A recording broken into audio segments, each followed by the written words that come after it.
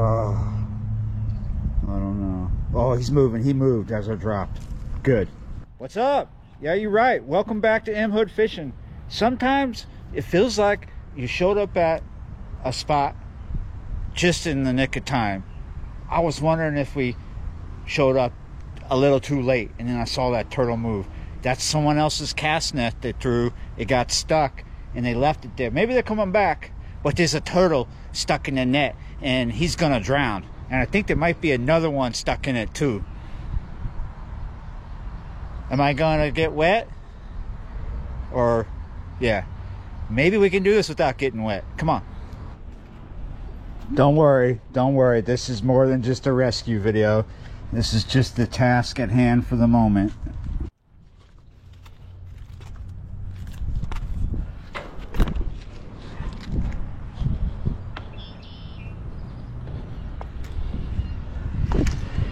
You see, this is black, right? It's gonna be hot.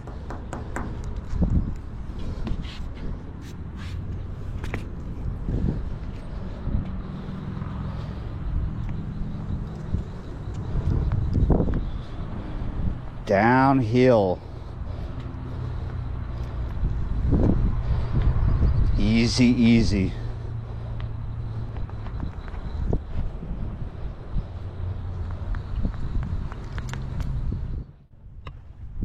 Oof.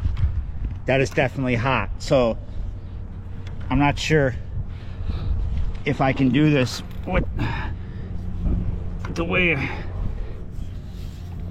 I planned, but oh, I love it when a plan works out. Oh, hot pipe, hot pipe. Oh my goodness.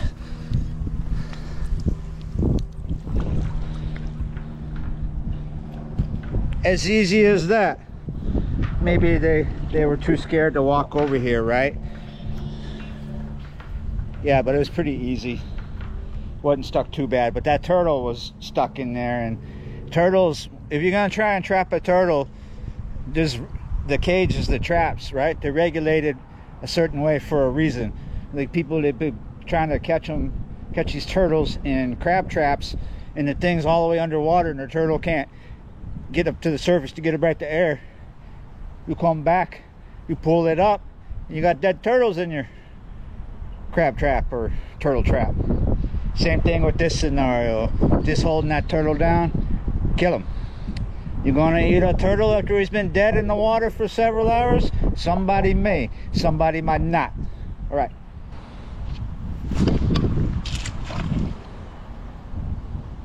Hopefully I didn't get my shoes wet, the soles anyway. Oh, I'm good. I'm good.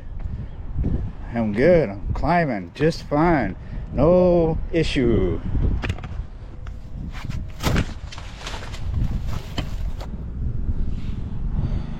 Nice jig head.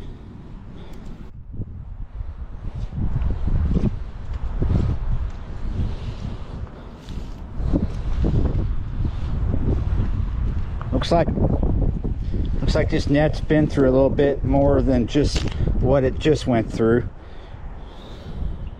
Anyway, in case you're watching, it's your net.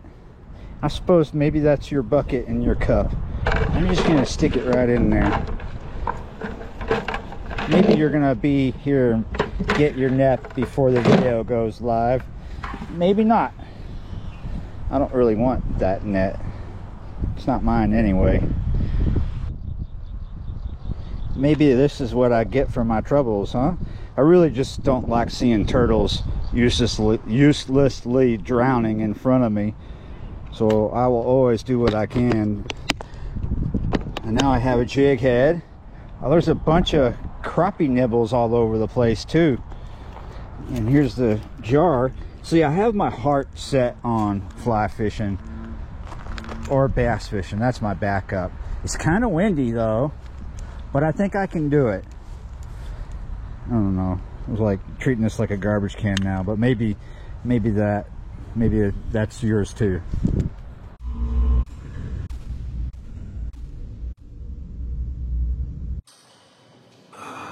That is Good stuff. Yeah, you're right. Okay, so we doubled back. We fired up the boom. We got the skulls on the table. Yeah, you're right. So no fish. It was too windy for what I was doing, but I tried and it didn't work out. I was on the fly. I had a bass rod with me. That didn't get any love. It was hot. I knew that I would want to read this letter that I have right here, and this is just the first page. I knew that I wanted to do it on the mic. Yeah, you're right. All right. So here's the rest of it. Look at all that stuff right there. Yeah, you're right. All right. Let's get into this. Bob. This letter is from Bob. Yeah, you're right. If you're wondering what's up, I went to the P.O. box before fishing today, and lo and behold, Bob's letter was in the box. Bob from Missouri. Yeah, you're right.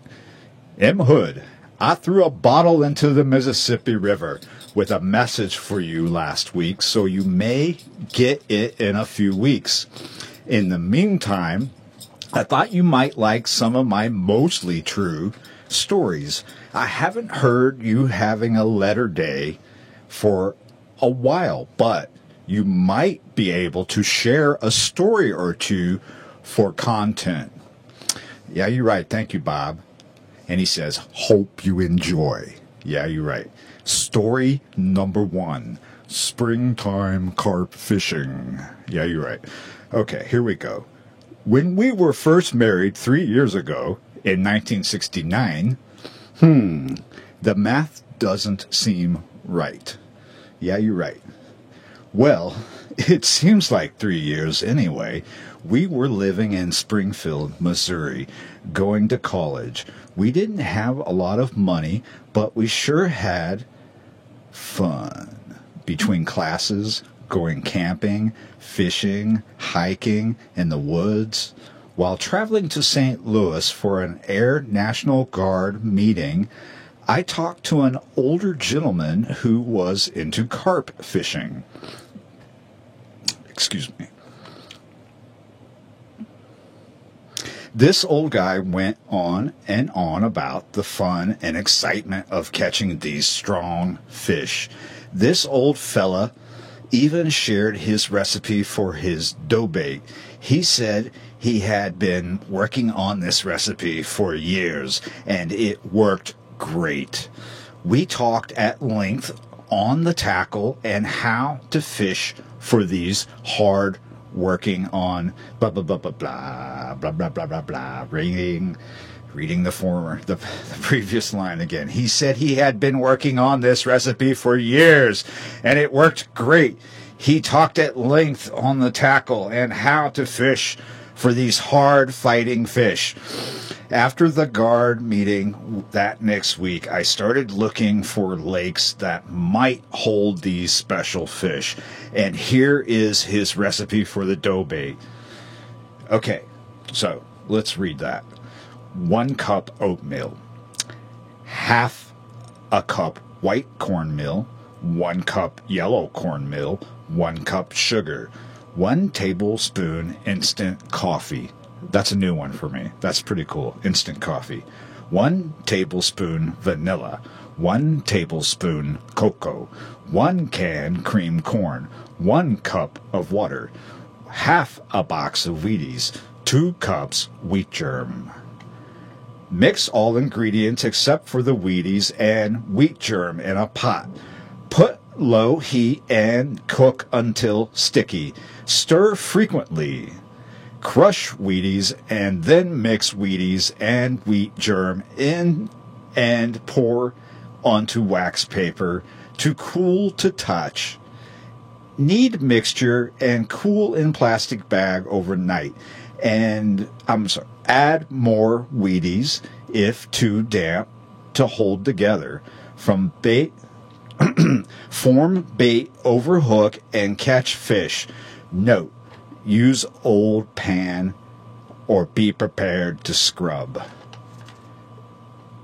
This was taken from the original handwritten card from 1969. Ingredients are expensive and time-consuming to make, but The bait worked 50 years ago. How is that possible? It seems like last year. I had always thought of carp as being a rough fish and never thought of the sport of catching them. I had always used an ultralight rod with 4 to 6 pound test line. Fishing the small creeks nobody ever fished. I could not believe how many large fish those small creeks would hold. While looking for a spot to fish, I came across a low water bridge on the James River that had about 8 inches of water flowing over it. While contemplating whether to cross the water, I noticed a lot of fishermen below the bridge fishing in the flooded backwaters. That, blah, blah, blah. Here we go. This letter is typed. Usually I have a hard time getting through handwritten letters, but typed letters, I'm getting through it a lot better than a handwritten letter. My dyslexia is playing tricks on me. Bear with me. What were they fishing for in the weeds, I thought? My question was answered a few minutes later when I saw an older gentleman who had hooked a fish and fought it for a long while before netting a 20-inch golden carp. This guy was excited and wasted no time putting the fish on a heavy stringer of carp he had already caught. The equipment he was using was not impressive. He had a fiberglass rod, which at the time was what everyone was using, but it had mud and paint with a few ferrules knocked. What he means is a few eyelids, a few of the guides knocked off, and the reel was an object to behold. The reel looked like he had drug it behind his pickup all the way to the river on a gravel road, but it worked, obviously. It worked. So yeah, you're right. Soon, one by one, each angler was pulling large carp from the river and backwater. Man, did I get excited. I went back home and started to prepare the world-famous carp bait of the century. There is one thing scrawled on the back of the receipt note. Make sure you use an old, nasty pot, not your wife's best to cook up your bait, because you may have to throw it away or scrub it for hours to get clean. Unfortunately, I didn't turn the card over to read the warning and suffered the wrath. Using one of the new wedding gifts pot from her mother, I did soak and scrub for a long time. It was time to bust out my ultralight gear and try the new bait. I tried on a small treble hook and went down to the flooded James River. There weren't as many fishermen as before, and I hoped I hadn't missed the good fishing. I waded out into the cold spring runoff of the James River and rolled a ball of sticky, good-smelling bait over the barbs of the treble hook. I didn't need a sinker with the light line, so I pitched amongst the waving weeds where I thought the fish were feeding. Behind me, a man in overalls started yelling, "Get the net, Betty. I got a good one."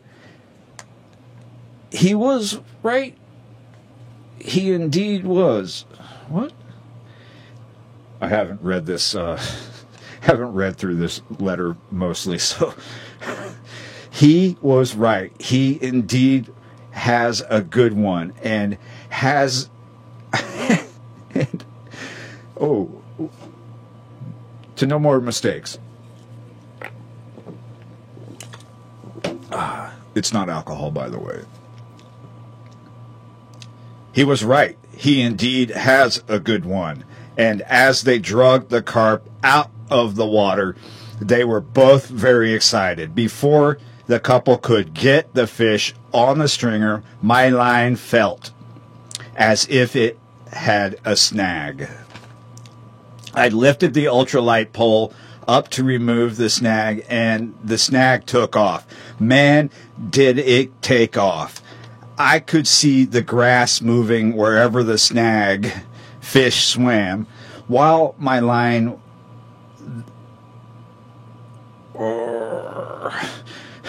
Let's start over. Okay. I could see the grass moving wherever the snag fish swam with my line while the drag buzzed. I tried to set the drag tighter as the rod tip dropped even lower. After a long, exciting fight, I managed the large, around 12 pounds, carp to me close enough to slid my... Oh, God. I tried to set the drag tighter as the rod tip dropped even lower. After a long, exciting fight, I managed the large, around 12 pounds, carp to me close enough to slide my fingers behind the gill plate and lift it out of the water. I struggled a bit with needle nose pliers to remove the treble hook, but finally removed it. I turned around to the couple fishing upstream and proudly held my catch in the air to show off the fish. The couple acknowledged my accomplishments as I released the carp to be caught again. As I was rebaiting the hook, I noticed the wife of the couple fishing near me was wading toward me. I stopped and turned to talk to her. She was such a quick response from the feeding carp. Blah, blah, blah. I skipped something. I stopped and turned to talk to her. She was friendly as we talked, and she asked me 2 questions. The first question was what type of bait I was using to get such a quick response from the feeding carp. I then tried to share the ingredients with her as I best could and started to explain the cooking method before I finished to complete the recipe. She interrupted by asking, "Why did you release that beautiful carp?" Okay. This is making me cry. I told her I didn't know they were good for anything but sport fishing. She then stated she and her husband have been canning them in jars for years. And that is what gets them through the winter for meat supplement. She then went on. I'm not laughing at the lady. I'm just having such a hard time. It's funny.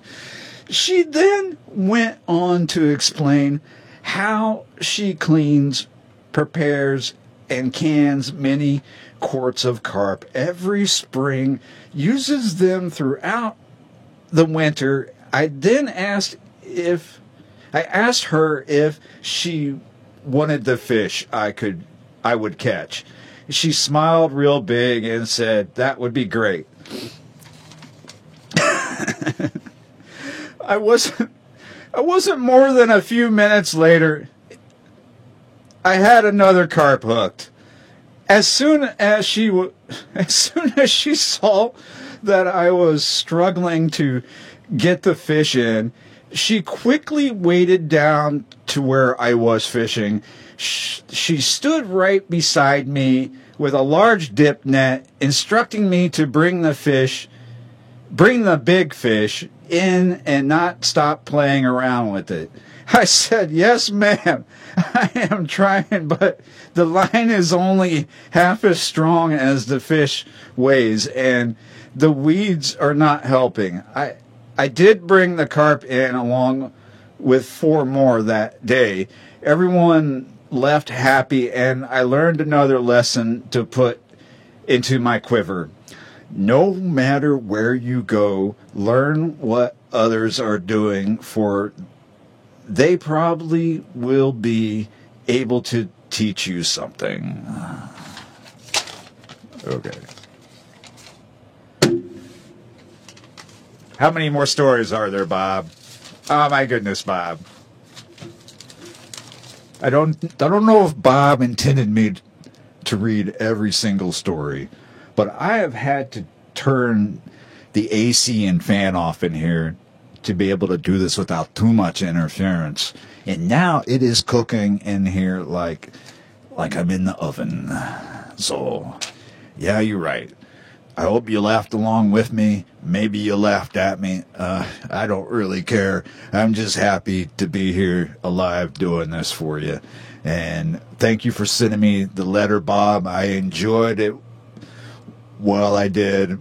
I'm sorry, I cannot read. I can't read, but I can barely read. Yeah, you're right. I can read, but I've had enough reading, and now I would like to get on to something else. Another session, perhaps. I would definitely love to turn on the AC and the fan. Thanks for watching. I will see you next time.